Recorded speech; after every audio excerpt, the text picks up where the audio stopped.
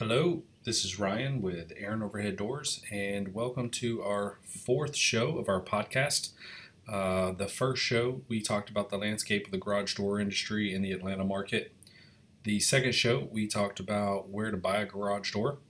The third show, we talked about where to buy a garage door opener.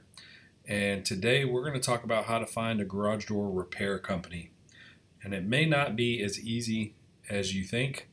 There are many out there, but we're going to try to help you find a good one, whether it be us or someone else. So first, I want to say that the Atlanta market has a lot of really good garage door companies. However, there are the few that make the most noise and give a lot of us a bad name. And so we want to address how to avoid those guys and find the good guys.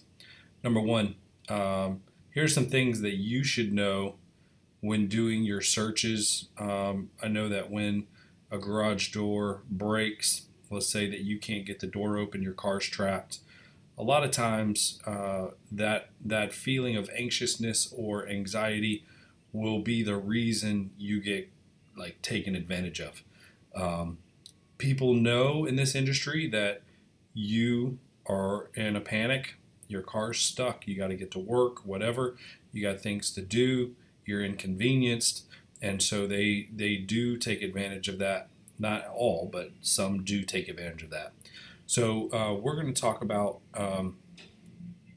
what most people do these days is go on their phone or online, a desktop, and they do a Google search, and they say, fix garage door or garage door repair company near me, whatever. They go to social media. I've seen a lot of people go to Facebook and search things like, I need a garage door repair company in my area. And then lastly, I think a lot of people go to companies like third-party companies like Yelp, Home Advisor, Angie's List, things like that. So here's a couple things that you need to know about the process of finding a garage door company for your repair. First of all, not every company is trustworthy. So you have to understand that there are people out there who don't have your best interest at heart and don't care to have your best interest at heart. Number two, when you're doing a search on Google, there's different sections of the search results. The top section historically is an ad section, and you can tell that because there'll be a little tiny marking, I think it's in green, that says garage door repair. Just pull this up. So under the title there, it'll say ad, and it'll have a little box around it. So that's how you know it's a paid advertisement. Anybody can buy an ad. You can buy an ad and put whatever you want on it for the most part. There are some restrictions that Google will put on it. Number one, you can't infringe on trademark and patented material. And then I think they don't like you putting too many exclamation points. Anyway, so there's very few restrictions as to what people can put in here. And so, long story short, you just have to be careful when you're dealing with search results on Google. Like I'm looking at this one, I just did garage door repair. I got 4 ads at the top, and then once I get to the map section, there's 3 listings with an ad there as well. So you have 1 ad at the top, it says the little green ad mark, and then you have 3 what we call organic local listings. That will just be people that are, it's giving you results within a radius of where you're at, and then below that we call that the organic section. Those can be typically more true results, the cleanest results there. People can even trick these local services to get in, to generate phone calls and get customer phone calls from the local section as well. So I get people, the reason why I'm covering this is because I get people all the time tell me, hey, we chose you guys because you guys were number one in Google. If Google trusts you and puts you number one, then we trust you. And that is not a good mentality from a consumer standpoint, just because there's a lot of manipulation on search results that you have to be aware of. And so, and it may even be an ad that somebody purchased, and Google's not aware or can't control the fact that the people do bad work or don't have your best interest at heart. Number three, the local isn't always local. So when you're doing your searches and you get that, we call it the 3-pack or the map pack. I always say it's a good idea to look at the address, make sure they're local, and then you'll see the reviews there. It'll tell you what category they're in. We're garage door supplier. It'll tell you the distance from where you're at, phone number, when their hours are, and then it'll have like a website and directions. If it doesn't have a website there, I would be very cautious on moving forward. And if you don't have directions, then that means that they've hidden their address. Some parts of the country, that is not allowed. You're not allowed to put like your address if you're a service company, I believe. At least that's what I was told by a friend of mine in Texas. So just be aware that there may be different rules in different areas of the country, and this may vary slightly depending on where you're at as well. So keep that in mind. The local search results, you have to be aware, are flooded with fake companies. If you get something that mirrors your search, so if you do garage door repair Buford, for example, right, and one of the results is garage door repair Buford, nobody's going to name their company for the most part. Maybe not nobody, but a vast majority of people are not going to name their company garage door repair Buford for many reasons. And so I would be cautious if you are proceeding down that path. So here's one right here that's ranking in the top 3, Sugar Hill Garage Door Service. No directions, no website, just a phone number, no reviews. I don't know who they are. They're in my backyard, and I can't say for certain if they're good or bad, or if they're legitimate. But I would just be cautious there, right? Because you don't know.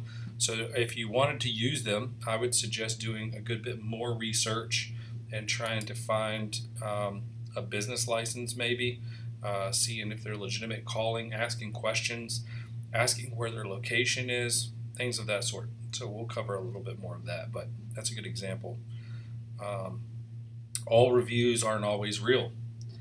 This is a huge thing, and it's sad, but companies like Google, even Yelp's a little bit harder, I think, just because of the way that they do things. They have an algorithm that really overdoes the they call it, I think they say relevant reviews. They're trying to show relevant reviews. About half of our reviews on Yelp are hidden, and there's a little link that you can click that says show all reviews or show more reviews, and it'll give you like a warning, basically saying that that they don't feel like these reviews bring the same weight as the other reviews, and I can validate that those are legitimate reviews from customers, but they don't.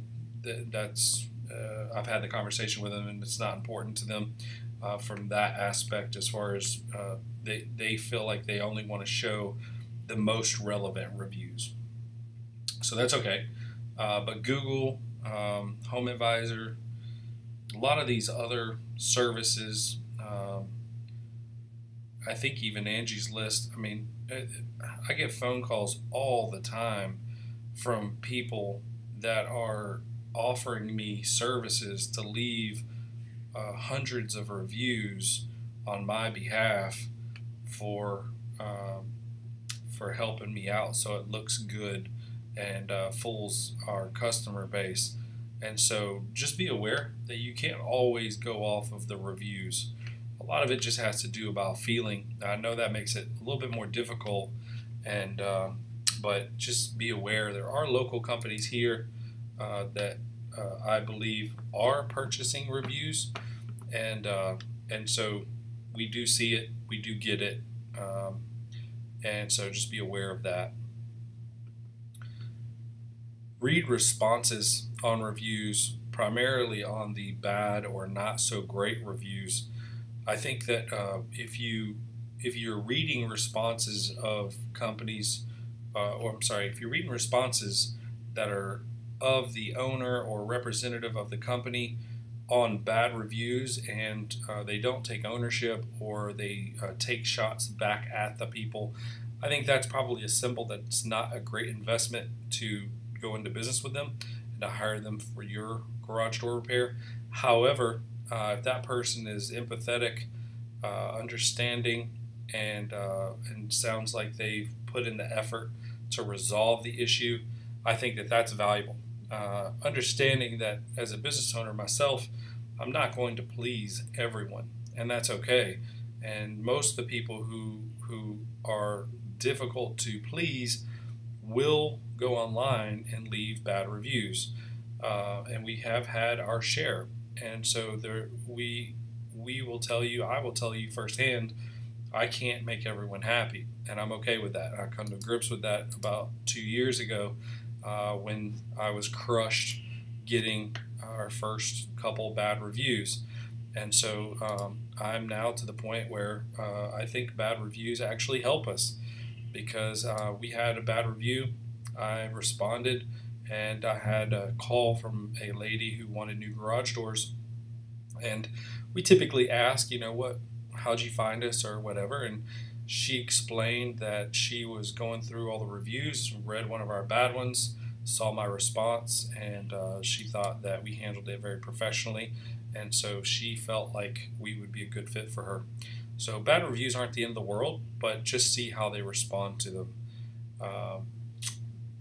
Let's see here, what's next?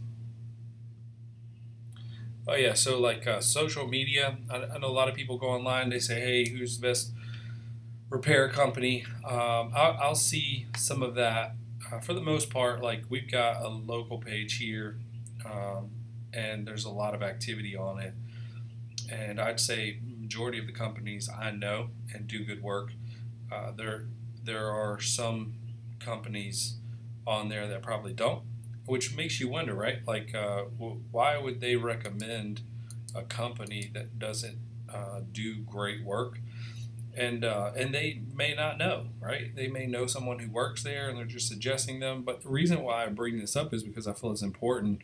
You can't just take anyone's word for a referral on social media. Once you get that referral, I think it's responsible to go online, Google the company name, and start your search and your research, reading the reviews, checking their online presence. We're not just looking for reviews on one platform like Facebook or Google. We're looking for reviews on many platforms, because a lot of times if companies pay for reviews, they pay for them in one location. So they may pay for them in Google, but not these others. You want to see reviews from multiple places. Check out things like Better Business Bureau, Yelp, Google, Facebook. A lot of the garage door companies on things like Home Advisor, Angie's List. There's so many different ways to get reviews, and I think a well-rounded company and a company that is trustworthy probably has similar reviews across the board. If you see you have really, really good reviews on Google and then really, really bad reviews on Yelp, I would say that's probably a sign that you need to dig a little deeper just to see if they're legit, and if they're doing things the right way. When you call the company, let's say we've already decided who this company is that you would like to hire, they should not answer the phone garage doors. We have an issue in our industry called bad bobs. We've named them mostly for liability purposes, but it's companies that aren't local but advertise as though they are, and they work out of call centers. And when you call, they answer the phone garage doors. They don't mention a company name. So when you call, make sure that you're getting someone on the phone who, in most cases, is local, and also announces the name of the company that you're calling. Make sure that you get that company's name and it matches the website that you're on. And then from there, you can research that company if you haven't already. But asking them good questions is also very important. So now that we've identified a company that we like, we're going to ask a few questions. The first question I like to ask, or I would suggest asking, is your repair technicians, are they employees or are they subcontractors? This is important for me, in my opinion, as a homeowner, because I feel like subcontractors in a lot of cases are probably using their own tools, their own truck, not always, but in most cases. And there's a lack of, it's hard to call in a bunch of subcontractors and say, hey, we're going through training today. Subcontractors aren't interested in most cases going and training on repairs. These guys typically will work for many different companies, not just one. And so just keep in mind that there's a huge difference between the quality of work between subcontractors and employees. Employees can be held to a standard and told how to do the job. The Department of Labor specifically states that subcontractors cannot be told when to be at the job. I don't believe they can be told what to wear, and they certainly can't be told how to perform the job. So keep those things in mind. I think they're important and they're valuable, and that's why we here at Aaron Overhead Doors, not trying to plug, but just trying to tell you it's a huge commitment for garage door companies to go with the employee route because it's a significantly more investment on our end. The overhead is going to be a little bit more, and that causes the prices of the repairs to be slightly more expensive as well. Next question I would ask a garage door company is, is there a physical location and what is the address? Go ahead and Google that address. Make sure that there's their names associated with the address, and you can even these days you can drill down and see and look at it. I mean, they should have their name on the door or whatever, right? If it's a residential location, I would say that's probably something to be a little cautious of because it could be their friend and they could be setting up shop there just online to draw phone calls and not really have a business out of that home. So lots of things to be aware of. Get an address, do a Google search, make sure that it all matches up. And then lastly, the last question I would say is definitely make sure you get a rough estimate. Explain to the person on the phone exactly what's going on to the best of your ability. You know you're not professionals, but in most cases, the symptoms of garage door repairs are very similar. And the fact that when we hear what's going on, we can, in most cases, we have a good idea as to what that looks like. And then at that point, what we can do is kind of say, hey, if it's this, you might be in this range depending on the size of your door. And if it's this, might be in this range.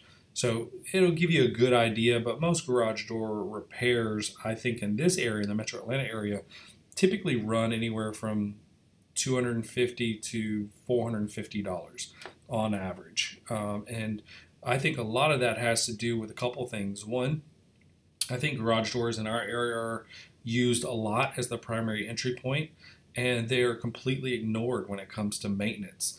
And so by the time we get to a door, it may not have been touched by a repair tech or the homeowner doing maintenance on the door for 5, 6, 7, 8 years. And it's recommended to tighten bolts and lubricate the door in specific spots, once a year minimum. And so when you're allowing that time to go by and you're not maintaining the door, repairs can be more costly when we arrive. So keep those things in mind. But that completes our show today, and I hope I gave you some valuable information that allows you to be more successful at choosing the right company to repair your garage door in and around the Metro Atlanta area. And again, a lot of this stuff will apply nationwide, but there will be some differences. We want to thank you for watching, and if you are watching us on our website, if you have any questions, don't hesitate to give us a shout. We're more than happy to answer the questions that we suggested. And if you are outside of the Atlanta area and have questions, I'm okay with you calling as well. We are more than happy to assist in helping you out with anything that you need. We hope you have a wonderful day. Also, next show, let me see here. Next show is how much do garage doors cost? I think that's an important one. We get that question a lot. So I think there's a lot of misunderstandings and misinterpretation of the price of garage doors. So we're going to drill down into that a little bit next show. I hope you enjoyed this one, and we'll see you next time.